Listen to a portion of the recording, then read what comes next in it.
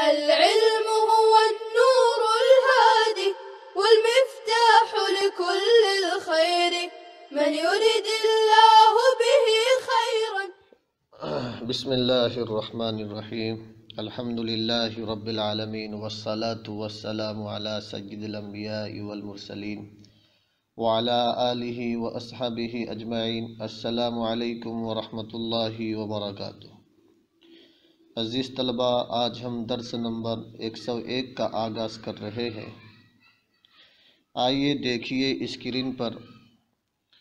ثم فوق المشکل المجمل وهو ما احتمل وجوها فصار بحال لا يوقف على المراد به إلا ببيان من قبل المتكلم. ونظيره في الشرعيات قوله تعالى وحرم الربا، فإن المفهوم من الربا هو الزيادة المطلقة وهي غير مرادة، بل المراد الزيادة الخالية عن العوض في بيع المقدرات المتجانسة، واللفظ لا دلالة له على هذا فلا ينال المراد بالتأمل.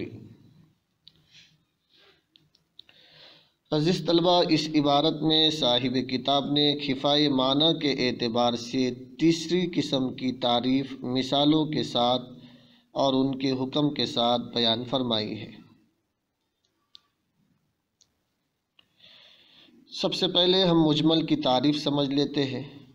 مجمل کی تعریف صاحب کتاب نے ان الفاظ میں کی ہے: وَهُوَ مَحْتَمَلَ وُجُوهًا فَصَارَ بِحَالٍ لَا يُوقَفُ عَلَى الْمُرَادِ بِهِ إِلَّا بِبَيَانٍ مِنْ قِبَلِ الْمُتَكَلِّمِ.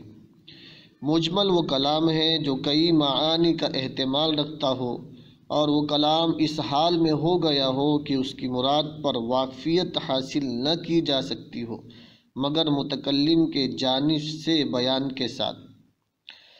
مجمل میں مشکل سے بھی زیادہ خفا ہوتا ہے.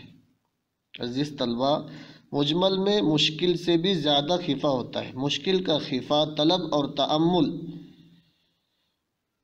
کے ساتھ دور ہو جاتا ہے، لیکن مجمل میں خفا 3 درجے کا ہوتا ہے. اس لیے وہ طلب اور تأمل سے دور نہیں ہوگا، کیونکہ مجمل کئی معانی کا احتمال رکھتا ہے.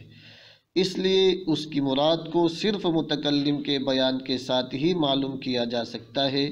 متکلم کے بیان کے بغیر مجمل کا خفا دور نہیں ہو سکتا.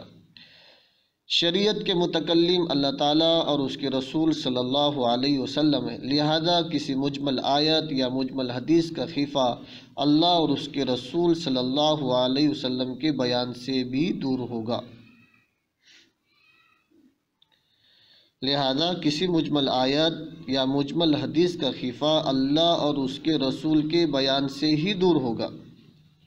مجمل کی مثال قرآن کریم میں ہے: احل اللہ البیع وحرم الربا. وحرم الربا، اللہ تعالیٰ نے ربا کو حرام قرار دیا. اس آیت میں ربا مجمل ہے. ربا کا معنی مطلق زیادتی ہے اور مطلق زیادتی کا معنی یہاں مراد نہیں، اس لیے کہ مطلق زیادتی تو بیع میں بھی ہوتی ہے، کیونکہ تاجر اپنے مال کو بڑھانے کے لیے ہی تو تجارت کرتے ہیں، اور بیع کو اللہ تعالیٰ نے حلال قرار دیا ہے. معلوم ہوا کہ ربا سے مراد مطلق زیادتی نہیں. رسول اللہ صلی اللہ علیہ وسلم نے ایک حدیث میں اس آیت کے اجمال کو دور فرمایا اور ارشاد فرمایا: الحنطۃ بالحنطۃ والشعیر بالشعیر والتمر بالتمر والملح بالملح والذهب بالذهب والفضة بالفضة مثلا بمثل یدًا بید والفضل ربا. تم گندم کو گندم کے بدلے میں بیچو، کھجور کو کھجور کے بدلے میں بیچو، جو کو جو کے بدلے میں بیچو، نمک کو نمک کے بدلے میں بیچو، سونے کو سونے کے بدلے میں بیچو، چاندی کو چاندی کے بدلے میں بیچو، اس حال میں کہ یہ سب برابر ہو، ہاتھوں ہاتھ ہو، اور جو زیادتی ہوگی وہ سود ہوگا، ربا ہوگی. عزیز طلبہ، اس حدیث سے ربا کا اجمال دور ہو گیا. امام ابو حنیفہ رحمہ اللہ فرماتے ہیں کہ ربا سے مراد ایک قدر اور ایک جنس والی 2 چیزوں کی زیادتی ہے. قدر سے مراد مکیلی یا موزونی چیزوں کا ہونا ہے، اور جنس سے مراد گندم اور جو وغیرہ کی جنس ہے. قدر اور جنس دونوں ہو تو پھر زیادتی ربا ہے، مثلاً 1 من گندم کو 1.5 من گندم کے بدلے میں بیچے تو یہ سود ہے۔ اگر قدر ہو لیکن جنس نہ ہو تو پھر زیادتی ربا نہیں ہوگی، البتہ ادھار پھر بھی حرام ہوگا۔ مثلاً 1 من گندم کو 2 من جو کے بدلے میں ہاتھوں ہاتھ بیچے تو جائز ہے، لیکن ادھار پھر بھی حرام ہوگا۔ اور اگر جنس و قدر دونوں نہ ہو تو پھر زیادتی اور ادھار دونوں جائز ہوں گے۔ مثلاً 1 من گندم کو معین کپڑوں کے 10 تھانوں کے بدلے میں ادھار بیچا جائے تو جائز ہے۔ خلاصہ کلام یہ ہوا کہ اس حدیث سے یہ معلوم ہو گیا کہ ربا سے مراد ایک ہی قدر اور ایک ہی جنس کی 2 چیزوں کو زیادتی کے ساتھ بیچنے کو اللہ تعالیٰ نے حرام قرار دیا ہے۔ اگر اس حدیث کے ساتھ ربا کی وضاحت نہ ہوتی تو ہم طلب و تلاش اور تأمل کے ساتھ اس کی مراد پر واقفیت حاصل نہیں کر سکتے تھے، کیونکہ صرف لفظ ربا کی دلالت اس مراد پر نہیں ہے۔ عزیز طلبہ، آئیے اب ہم ترجمہ کر لیتے ہیں۔ دیکھیے اسکرین پر۔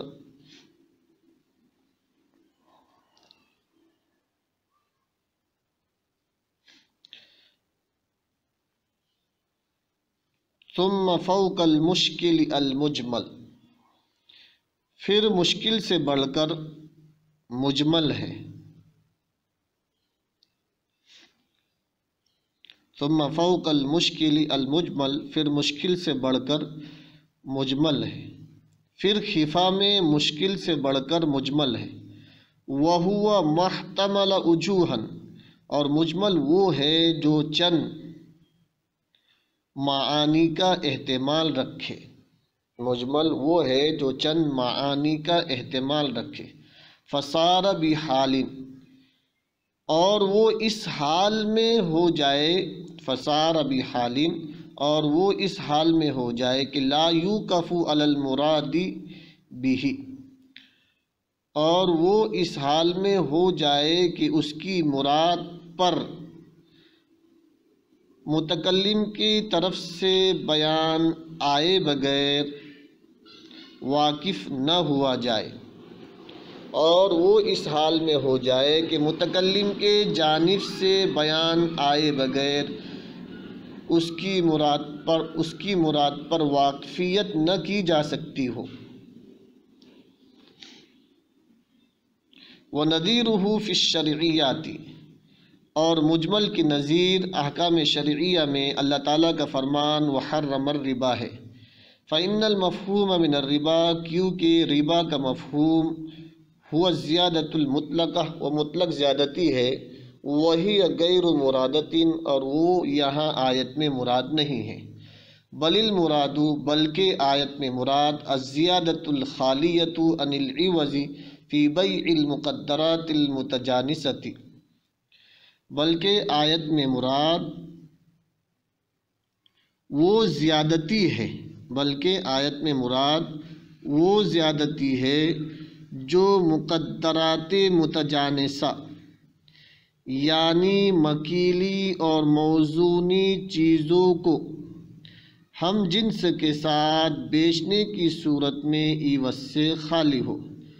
بلکہ آیت میں مراد وہ زیادتی ہے جو مقدرات متجانسہ یعنی مکیلی اور موزونی چیزوں کو ہم جنس کے ساتھ بیچنے کی صورت میں عوض سے خالی ہو۔ واللفظ لا دلالت له علی ھذا، اور لفظ ربا کے لیے اس مراد پر کوئی دلالت اور قرینہ بھی نہیں ہے۔ فلا ینال المراد بالتأمل،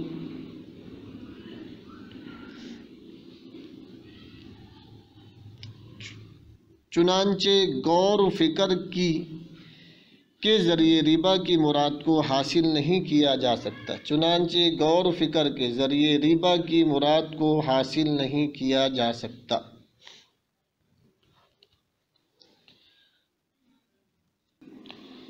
عزیز طلبہ، اس سے پہلے صاحب کتاب نے مشکل پر بحث کی، اس سے فارغ ہونے کے بعد تیسری قسم مجمل کو بیان کر رہے ہیں۔ مصنف رحمہ اللہ نے فرمایا کہ مجمل خفا میں مشکل سے بڑا ہوا ہے، کیونکہ مشکل کی مراد طلب کے بعد تأمل سے ظاہر ہو سکتی ہے، جبکہ مجمل کی مراد متکلم کے بیان کے بغیر ظاہر نہیں ہو سکتی، اگرچہ پہلے طلب پھر تعمل کو استعمال میں لایا جائے۔ مجمل کی اصطلاحی تعریف صاحب کتاب بیان کرتے ہوئے فرماتے ہیں کہ مجمل وہ لفظ ہے جو کئی وجوہات کا احتمال رکھتا ہو، جس کی وجہ سے مجمل کی مراد اس نتیجے پر پہنچ جائے کہ متکلم کے بیان کے بغیر ظاہر ہی نہ ہو سکے۔ چونکہ مجمل متکلم کے بیان کا محتاج ہوتا ہے، لہذا مجمل کے لیے متکلم کا بیان دو حال سے خالی نہیں کہ وہ بیان شافی ہوگا یا غیر شافی۔ اگر وہ بیان شافی ہو تو پھر دو حال سے خالی نہیں، وہ بیان شافی قطعی الثبوت ہوگا یا ظنی الثبوت۔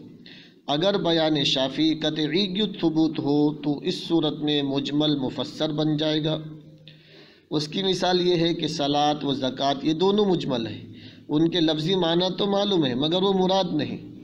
مثلا صلاۃ کا معنی دعا کے ہے، مگر حضور پاک صلی اللہ علیہ وسلم نے اس کی وضاحت فرما دی کہ صلاۃ سے مراد عبادت مخصوصہ ہے کہ ارکان مخصوصہ کو اوقات مخصوصہ میں ہیئت مخصوصہ کے ساتھ ادا کرنے کا نام صلاۃ ہے۔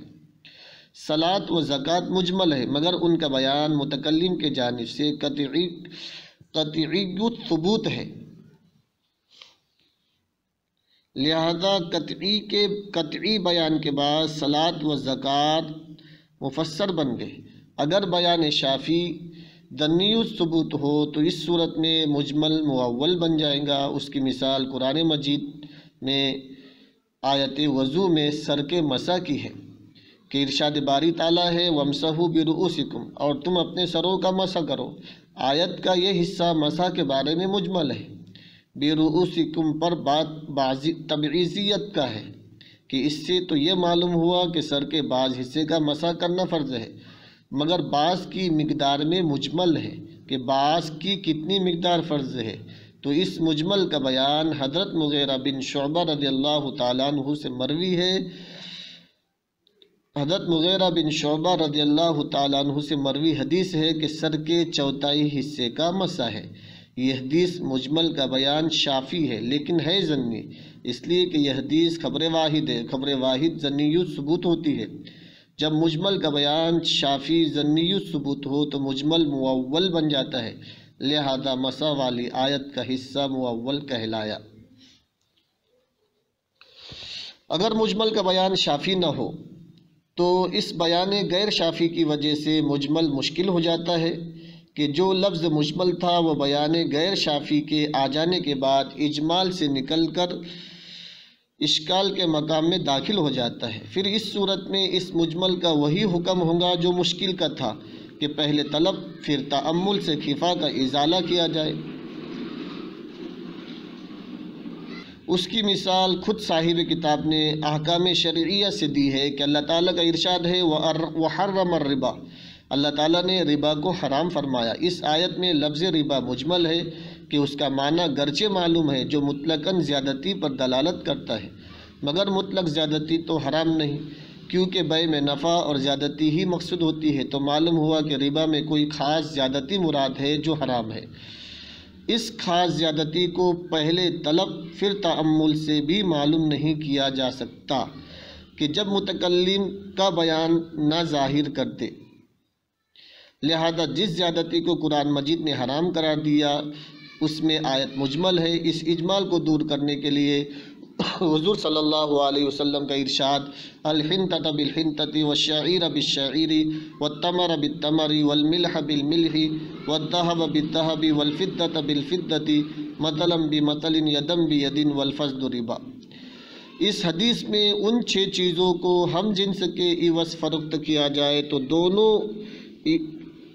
اس حدیث میں ان 6 چیزوں کو ہم جنس کے عوض فروخت کیا جائے تو دونوں عوض برابر ہو اور ہاتھوں ہاتھ ہو۔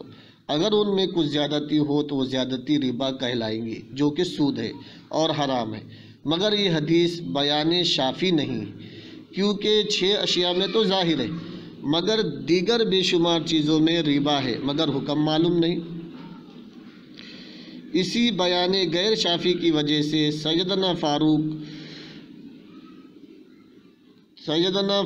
اعظم رضی اللہ عنہ نے فرمایا تھا کہ حضور صلی اللہ علیہ وسلم دنیا سے تشریف لے گئے مگر ربا کے متعلق تشفی بخش وضاحت باقی رہی، لہذا آیت ربا 6 اشیاء کے حق میں معول ہے لیکن باقی اشیاء کے حق میں مشکل ہے، اور مشکل میں پہلے طلب پھر تأمل سے مراد ظاہر ہوتی ہے، اور اشیاء 6 کے علاوہ باقی اشیاء میں آیت ربا مشکل تھی، اس لیے مجتہدین کرام کو علت ربا تلاش کرنے کے لیے غور و فکر کرنا پڑا تاکہ علت مشترکہ کا استخراج و استنباط کیا جا سکے۔ امام ابو حنیفہ رحمہ اللہ کے نزدیک ربا کی علت قدر یعنی مکیلی اور موزونی۔ امام ابو حنیفہ امام اعظم رحمہ اللہ کے نزدیک ربا کی علت قدر مع الجنس یعنی مکیلی اور موزونی مع الجنس ہے، اور امام شافعی کے نزدیک مطعومات میں طعمیت اور سونا اور چاندی میں ثمنیت ہے، جبکہ امام مالک رحمہ اللہ کے نزدیک سونا چاندی میں علت ربا ثمنیت ہے، اور غیر ثمنیت میں ادخار اور احتیاط ذخیرہ اندوزی کا اہل ہونا اور روزی بنانا ہے۔ پھر ہر ایک کے نزدیک جہاں جہاں ان کی شرائط موجود ہوں گی ربا کا حکم لاگو ہوگا، اور جہاں شرائط موجود نہ ہوں گی وہاں ربا کا حکم لاگو نہ ہوگا۔ عزیز طلبہ، امید ہے کہ آپ لوگ سمجھ گئے ہوں گے۔ والسلام علیکم ورحمۃ اللہ وبرکاتہ۔ السلام عليكم، لا تنسوا الاعجاب بالفيديو والاشتراك في القناة تشجيعا لنا لنستمر بنشر المزيد إن شاء الله.